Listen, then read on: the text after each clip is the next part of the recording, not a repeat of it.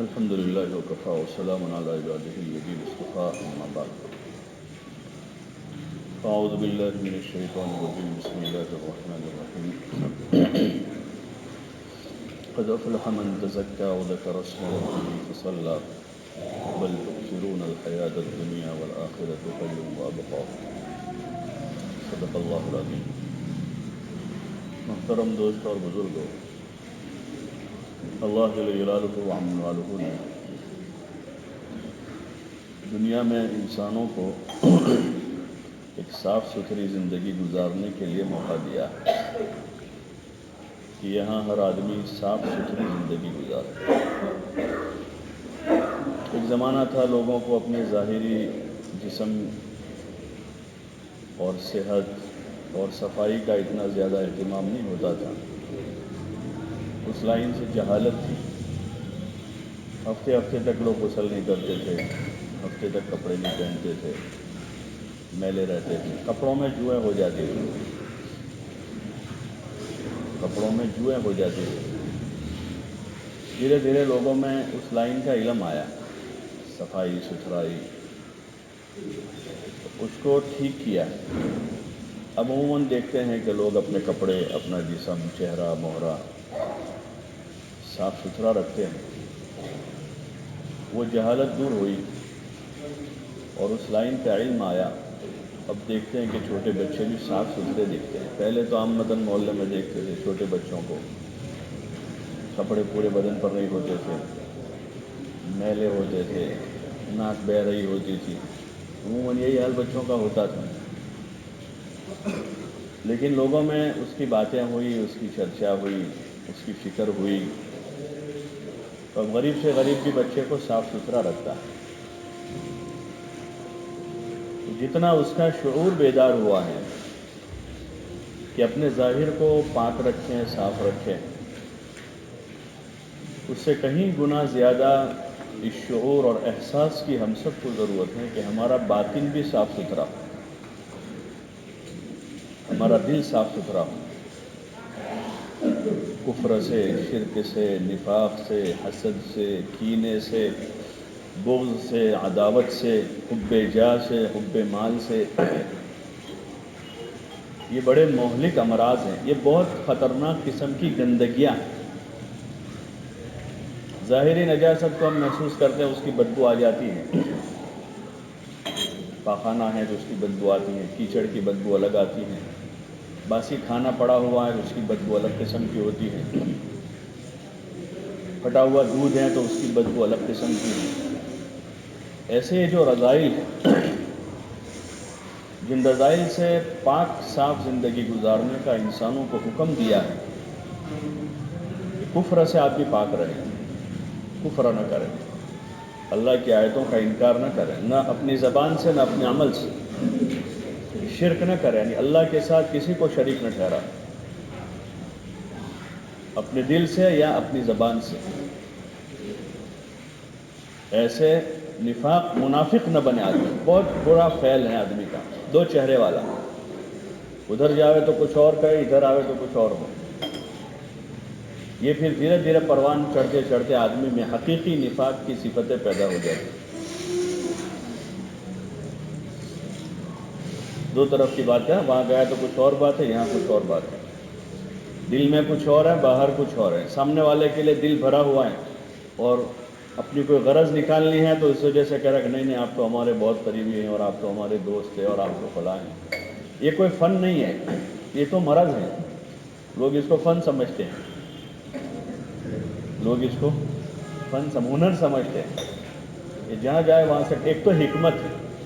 حکمت الگ چیز ہے، اور ایک نفاق الگ چیز ہے۔ آدمی حکمت والا آدمی تو اس کا دل صاف ہے، اس کا دل کیسا صاف، اور اب اس حکمت کے ساتھ کوئی کام نکال لاتا ہے جس میں جھوٹ کی ملاوٹ نہ ہو۔ ہاں، جہاں جھوٹ بولنے کی اجازت ہو وہ اپنی جگہ،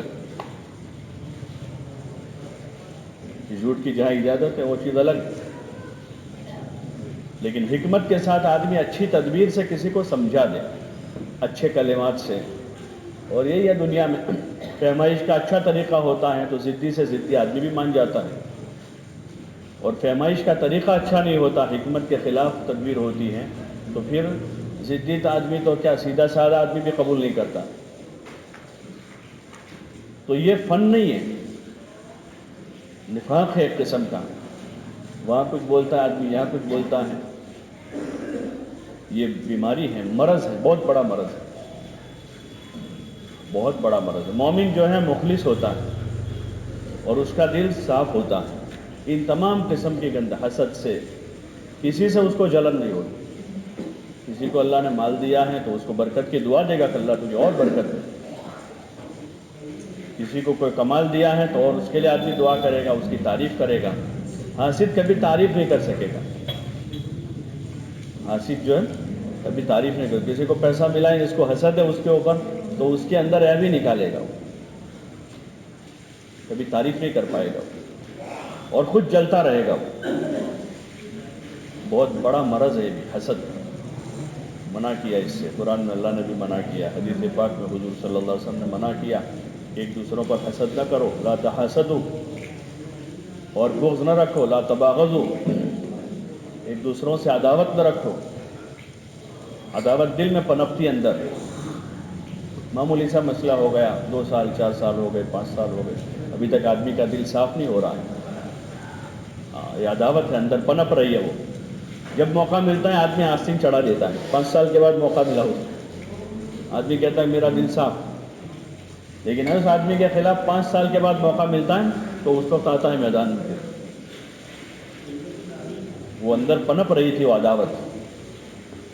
ایسے دل کے ساتھ آدمی جنت تک نہیں جا سکتا، اس لیے کہ گنہگار وہاں داخل نہیں ہے،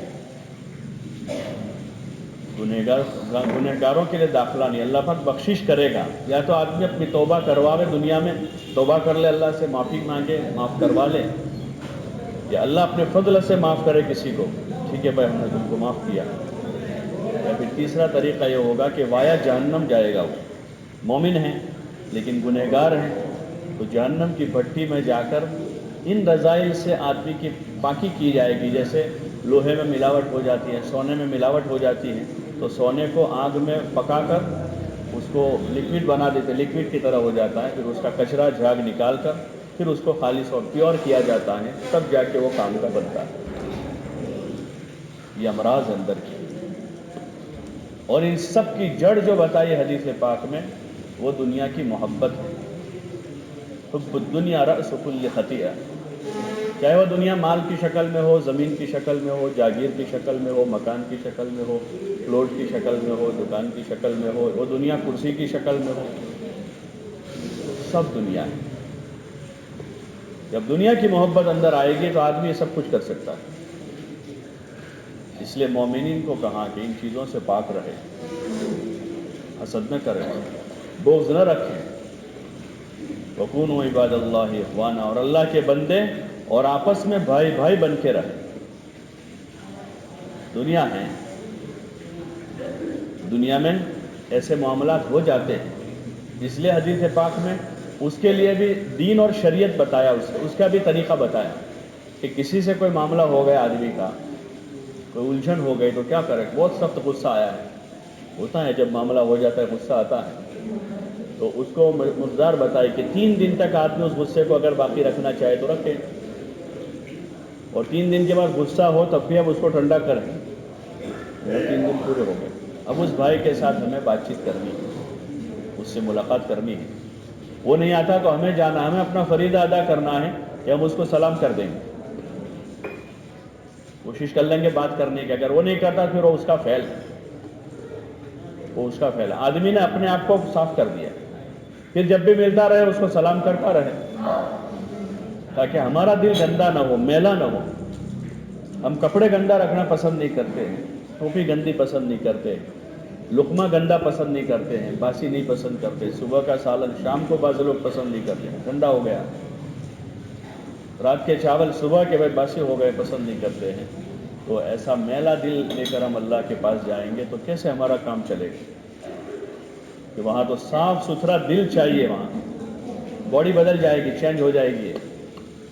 باڈی جو ہے اس پر چاہے ہم کتنا اس کو خرچہ کریں، خوشبو لگا رہے، ٹھیک ہے اللہ کا حکم ہے اس لیے کریں گے، یہ غسل کریں گے، صاف ستھرے رہیں گے، خوشبو لگائیں گے، کپڑے پہنیں گے، لیکن یہ تو چینج ہو جائے گا، یہی قبر میں سب پٹی میں مل جائے گا۔ آدمی کے ساتھ لا ينفع مال ولا بنون الا من اتى اللہ بقلب سلیم، کہ قیامت کے میدان میں آدمی کو نہ مال کام دے گا، نہ اولاد کام دے گی، قلب سلیم کام دے گا، صاف ستھرا دل۔ اور بعض مفسرین نے کہا کہ لا الہ الا اللہ والا دل، کلمے والا دل، ایمان والا دل جو ہے وہ انسانوں کو وہاں کام دیتے ہیں۔ اس لیے کوشش کرنی چاہیے کہ صاف ستھرے رہیں، اپنے دل میں کسی قسم کے ایسے امراض، کفر ہیں، شرک ہیں، نفاق ہیں، حسد ہیں، کینہ ہیں، بغض ہیں، عداوت ہیں، دنیا کی محبت ہیں، اس کو اندر جگہ نہیں ملنی چاہیے، اس کو جگہ نہ ملے۔ یہ چیزیں بھی ماحول چاہتی ہے، آدمی جس ماحول میں ہوتا ہے وہ چیزیں اندر پنپ جاتی ہیں۔ صاف ستھرے ماحول میں رہے، نیک لوگوں کے ماحول میں رہے، آدمی اس کا حکم دیا ہے کونوا مع الصادقین کا، کہ اچھوں کے ساتھ رہیں، سچوں کے ساتھ رہیں۔ ہم کو پتہ ہے روزانہ ایک آدمی صبح شام فون پر لوگوں کو جھوٹ بولتا ہے، اور وہی ہمارا دوست ہے، روزانہ جھوٹ بولتا ہے۔ ایک آدمی کو ہم جانتے ہیں کہ روزانہ جب بھی آتا ہے اس کی تیری میرج کرتا رہتا ہے، اور وہی ہمارا بیٹھک کا ساتھی ہے۔ ایک بار ایک آدمی کے بارے میں جانتے ہیں کہ صبح شام گالی کے بغیر اس کی زبان نہیں کھلتی، لاک ہوتا ہے،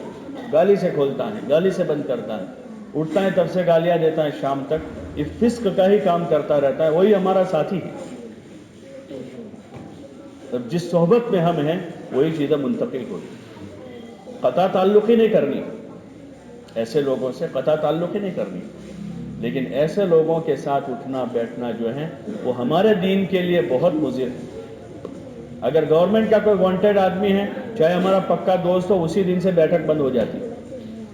بھائی اس کا نام آیا ہوا ہے۔ باپ بھی کہتا جو بھائی دو دن بیٹھ جاوے تو، بھائی سارے نصیحت کرتے ہیں کہ بھائی انہوں نام آئلو سا، آدمی نہیں بیٹھتا ہے کہ گورنمنٹ کا وانٹیڈ ہے، ایک آدمی اللہ کا مجرم ہے اللہ کی زمین پر، ایسے بڑے بڑے گناہ کر کے، اور اس کے ساتھ ہم مزے لے رہے ہیں۔ بنی اسرائیل پر جو لعنت ہوئی اس کی وجوہات میں سے یہی وجہ بتائی، لعن الذین کفروا من بنی اسرائیل علی لسان داؤد وعیسی ابن مریم ذلک بما عصوا وکانوا یعتدون کانوا لا یتناہون عن منکر فعلوہ لبئس ما کانوا یفعلون، کہ وہ ایک دوسروں کو کہتے تو تھے کہ بھئی اچھا نہیں ہے آنکھوں ٹو کیا ہوا ایسا، لیکن ایسا کہہ کر بھی ساتھ میں رہتے تھے، اٹھتے بیٹھتے تھے، کھاتے پیتے تھے، تو پھر لعنت آئی اللہ کی اور عذاب آیا تو سب پر آیا، سب پر عذاب آیا۔ نصیحت بھی کرتے تھے، وہ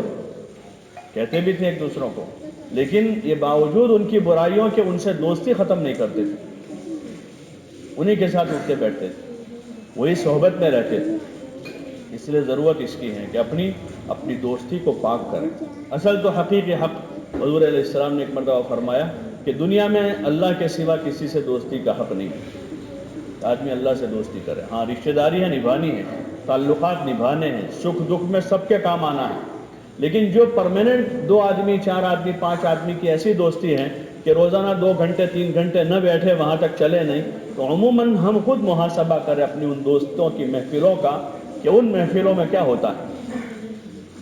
یہ جتنی مجلسیں لگتی ہیں باہر، ان مجلسوں میں کیا ہوتا ہے؟ صغائر نہیں، مکروہ نہیں، کبائر ہوتے ہیں، غیبت ہو رہی ہے، تیری میری ہو رہی ہے، اور فسق و فجور ہو رہا ہے، اور انہی مجلسوں میں حسد، کینے، بغض، عداوت پنپ رہی ہے۔ اس میں امر بالمعروف تو ہے نہیں، یا ہے تو بہت تھوڑا ہوگا، ایک دوسروں کو گناہوں سے بچانے کی تو بات ہے ہی نہیں وہاں پر۔ تو یہ دوستیاں ہمارے لیے وبال بنے گی، حدیثوں میں آتا ہے کہ قیامت میں وہ دوستیاں وبال بنے گی، اور اس میں جو لیڈر ہوں گے ان کے تابع بہت سارے لوگ ہوتے ہیں، 1 لیڈر 2 لیڈر ہوتے ہیں، 5-10 آدمی ان کے تابع چلتے ہیں، جو کہتے ہیں ایسا کرتے ہیں، جہاں یہ لے جاتے ہیں وہاں جاتے ہیں، جہاں یہ خرچہ کرواتے ہیں خرچہ کرتے ہیں۔ تو وہ جتنے اس قسم کے ہوں گے جو لیڈرشپ کر رہے ہیں ابھی، اور ان کے انڈر میں سارے گناہ پنپ رہے ہیں، گنہگاروں کو ان سے سپورٹ ملتا ہے گناہوں پر، تو جتنے لوگ ان کے انڈر میں پنپ رہے ہیں وہ ان کے خلاف مقدمہ دائر کریں گے اللہ کے دربار میں کہ یا اللہ انہوں نے ہم کو گمراہ کیا تھا، یہ ہم کو غلط جگہ لے گئے تھے، یہ ہم کو لے گئے تھے، یا اللہ ان کو ڈبل عذاب دینا، انہوں نے ہمیں برباد کیا تھا، ان کی دوستی سے ہم خراب ہوئے تھے۔ وہ وبال بنے گی دوستیاں. ہاں نیک لوگوں کی دوستی کام لگے گی، صالحین کی دوستی، اچھے لوگوں کی، نمازی ہیں، گناہوں سے بچنے. صرف آدمی کی عبادت بھی کافی نہیں ہوتی، بلکہ بڑی چیز ہے کہ آدمی گناہوں سے بچے. ہاں اندر کی جو گناہوں کی جو نجاست ہے، جیسے کہ آدمی خوب کھانا کھاتا رہتا ہے لیکن کھانے کے بعد پخانا نہیں ہوتا، اسے خوب چلتا ہے لیکن پخانا نہیں ہوتا، تو یہ صحت کی علامت ہے. ارے بھائی تندرستی ہے کہ ایک آدمی خوب عبادت کرتا ہے، نماز پڑھتا ہے، روزے رکھتا ہے، صدقہ دیتا ہے، خیرات کرتا ہے، لیکن گناہوں سے نہیں بچتا ہے، تو وہ تو ایسا ہی کھاتا رہتا ہے اور پاخانہ اندر جمع ہوتا رہتا ہے. قبض کا مرض ہے اس کو، یہ مہلک مرض بن کے نکلے گا. اس لیے ضرورت ہے کہ اپنی حفاظت کریں، اپنے عمل کو بچاویں، چاہے تھوڑا ہو. فرائض کا ہی آدمی کا اہتمام اچھی طرح سے ہے اور اس کے ساتھ گناہوں سے بچا ہوا ہے، یہ اچھا مومن ہے. اس کے مقابلے میں کہ جو نوافل کی کثرت کرتا ہو، بہت سارے نفل کام کرتا ہو، لیکن کبھی غیبت کی، کبھی چغلی، کبھی کسی کو گالی دی ہے، کسی کے لعن طعن کیا ہے، کسی سے حسد ہے، تو یہ ساری چیزیں جو ہے آدمی کے سارے فرائض اور نوافل ساری چیزیں کھا جائے گی. اور اس کے لیے بغیر آدمی کے کہ ان ساری مجلسوں محفلوں کو چھوڑے بغیر آدمی کو چارہ نہیں. جیسی آدمی کی صحبت ہوگی ویسا بنے گا. پانی کو فریزر میں مکتے ہیں تو برف بن جاتا ہے، اور باہر لاتے ہیں تو پانی ہو جاتا ہے. وہ تو کہ وہ ٹھنڈک کی صحبت میں برف بن گیا ہے اور باہر آ گیا تو پھر پانی پگھل گیا. کہ ایسا برف بنا ہوا تھا کہ کسی کے سر میں مار دے تو سر پھوڑ دے لیکن یہ نہیں ٹوٹے گا، ایسا اتنا مضبوط ہوتا ہے. لیکن اتنا مضبوط برف بھی جب اپنی صحبت چھوڑ کر باہر آتا ہے تو تھوڑی دیر میں پانی ہو جاتا ہے. اس لیے گزارش ہے کہ اپنی لایانی کی مجہاں تجارت کاروبار کے لیے آدمی گیا ہے، اپنا کام کرے. ایک مرتبہ ایک ملاقات میں ہم لوگ کے گویا محلے میں ایک صاحب ان کا کارخانہ ہے، تو مجھے کہا کہ میں تو ایک کٹ کرسی راکھی سکا سے اپنی آفس پر ایک کٹ کرسی رکھی ہے. میں نے کہا دو چار رکھنی چاہیے، کوئی آیا گیا بیپاری آیا تو بیٹھے گا، بات چیت کرے گا. بولے کرسیوں رکھے تو بیسن قیمتوں کرن کیسے، جس کا کام ہے وہ کھڑا کھڑا نمٹا کے چلا جاتا ہے. جس کا کام ہے وہ تو کھڑے کھڑے چلا جاتا ہے. بیٹھنا تو ان لوگوں کو ہوتا ہے جن کو گناہ کرنے ہوتے ہیں. تو اس لیے میں نے اپنی دکان میں گناہ کرنے کی جگہ نہیں رکھی. میں نے اپنی دکان میں گناہ کرنے کی جگہ نہیں رکھی.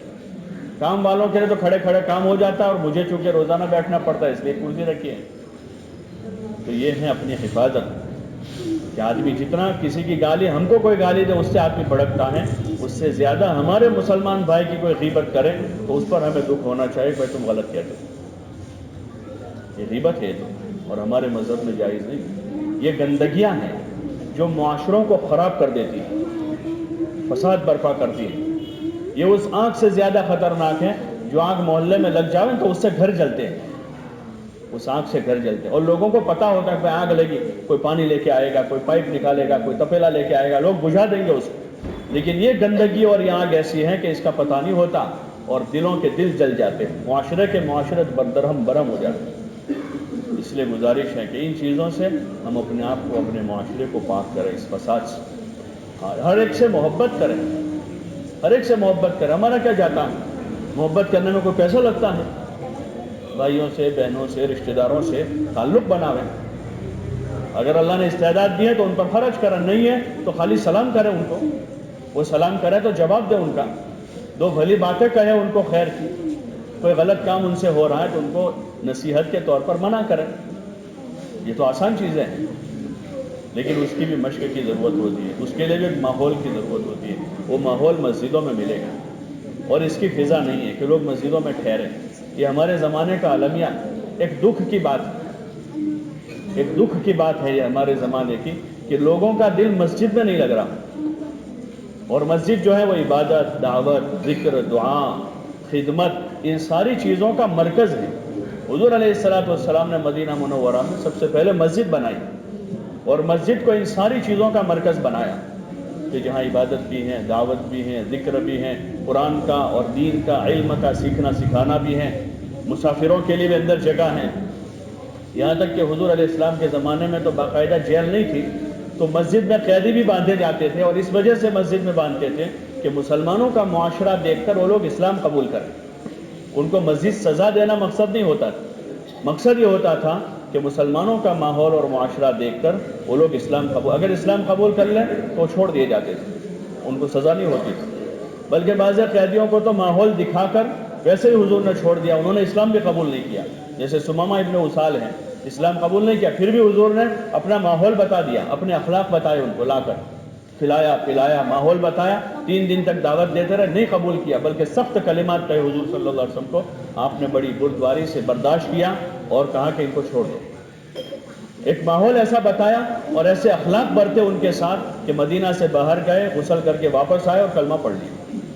جو آدمی تھوڑی دیر پہلے اتنا سخت تھا، وہ اس ماحول سے اور حضور کے اخلاق سے ایسا متاثر ہوا کہ اس نے کلمہ پڑھ لیا۔ تو مسجد تو اس کے لیے ہے جو ہماری جائے پناہ ہے، کہ مسلمان جو ہے اپنا سارا وقت مسجدوں میں گزارے، الا یہ کہ ضرورت کا وقت ہے، کاروبار کا وقت ہے، بیوی بچوں کا وقت ہے، وہ وہاں جائے، باقی مسجدیں آباد ہو اور بازار ویران ہو۔ ہاں، بازار میں صرف آدمی جائے گا کاروبار کے لیے، تجارت کے لیے، خریدنے والا خرید کر واپس جائے گا، خود بھی بھیڑ کر رہا ہے آدمی، اور اپنی سواری رکھ کر آدمی پورا راستہ روکے ہوئے ہے، ایذا کا ذریعہ بنا ہوا ہے، باہر نکل کر آدمی لوگوں پر بوجھ بنا ہوا ہے۔ مسجد میں اتنی اچھی انتظام ہے، اہتمام ہے کہ آدمی بیٹھ کر تلاوت کرے، ذکر کرے، دعا مانگے، علم سیکھے، سکھاوے، نفلیں پڑھیں، کسی پر احسان کرے، کوئی مسافر ہے تو تلاش کریں کہ کوئی مسافر آیا، لاؤ اس کو گھر سے لا کر کھانا کھلا دو۔ یہ سارے کاموں کے لیے زندگی تھی، اور باقی جو باہر کام ہیں اس میں صرف ضرورت کے واسطے کہ آدمی تجارت کاروبار کے واسطے باہر رہے، باقی وقت مسجد میں رہے، اپنی ضرورت کے لیے گھر جائے گا، کاروبار جائے گا، باقی مسجد میں آدمی اپنا ٹھکانہ بناوے۔ تو مسجد میں فرشتوں کا ماحول ہے، وہ اثرات آدمی میں آئیں۔ پھر مسجد میں رہنے والے گناہ نہیں کریں گے، نیکی کریں گے، وہ نیکی کا ماحول بنے گا، تو وہ نیکی کی ہمیں اچھی صحبت ملے گی۔ اس لیے آپ حضرات سے ہماری گزارش ہے، درخواست ہے، کہ اس المیہ کو ختم کریں۔ 24 گھنٹے میں ہمارا زیادہ وقت جو ہے اپنی ضروریات کے علاوہ کا، اگر کسی کے پاس 5 گھنٹے فارغ ہے تو 4 گھنٹے لگا مسجد میں، 3 گھنٹے فارغ ہے تو اس میں سے 2 لگا لیں، اور مسجد کے سارے اعمال، ذکر بھی ہیں، تلاوت بھی ہیں، عبادت بھی ہیں، دعوت بھی ہے، دین کا سیکھنا سکھانا ہے۔ الاہم فالاہم، جس آدمی کو قرآن پڑھنا نہیں آتا ہے وہ قرآن کی تصحیح کرے، جس کو الف باتا نہیں آتا تو الف باتا صحیح کرے، اور جس کو الف باتا آتا ہے وہ سورہ فاتحہ صحیح کرے، جس کو سورہ فاتحہ دوسری سورت سیکھیں، جس کی صورتیں صحیح ہے مزید نماز کے مسائل سیکھیں، روزوں کے مسائل سیکھیں، تجارت آدمی کر رہا ہے تو تجارت کے کاروبار کے مسئلے سیکھیں، اپنے اوقات کو مسجد میں رہنے کا نظام بنا، ورنہ ابھی اس وقت جو ہے مسجد میں آدمی گھڑی دیکھ کر آتا ہے، گھڑی دیکھ کے نکلتا ہے، حالانکہ یہ تھا کہ مسجد میں آدمی ٹھہر جاتا ہے اور اپنی ضرورت کے خوب بھوک لگ گئی کھانے چلا جاتا ہے، پھر کھانے کے بعد فارغ ہے تو مسجد آتا، خوب نیند آ رہی ہے تو گھر جا کر آدمی سو جاتا اور آرام کر کے پھر آدمی مسجد آتا، خوب کاروبار کا تقاضا ہے دھندے کا، دھندے پر جاتا، 2 گھنٹے 4 گھنٹے 6 گھنٹے فارغ ہو گئے، آدمی مسجد آتا، اور مسجد آ کر یہ سارے اعمال اور کام ہیں، ان اعمال میں آدمی کو جمنا چاہیے۔ اس لیے آپ حضرات سے ہماری گزارش ہے، درخواست ہے کہ اپنے دین کو خوبصورت بناؤ، اپنے اسلام کو اچھا بناؤ، تاکہ یہ ہمارا اسلام ہمیں قیامت میں کام رکھے، یہ ہمارا دین کام رکھے، اور اپنے اوقات کی ترتیب دے کر مسجد اور مسجد کے جو اعمال ہیں ان اعمال میں اپنے آپ کو مشغول کریں، اور ایک دوسروں کو خیر کی طرف اور اعمال کی طرف دعوت دیں۔ اللہ پاک ہمیں عمل کی توفیق عطا فرمائے۔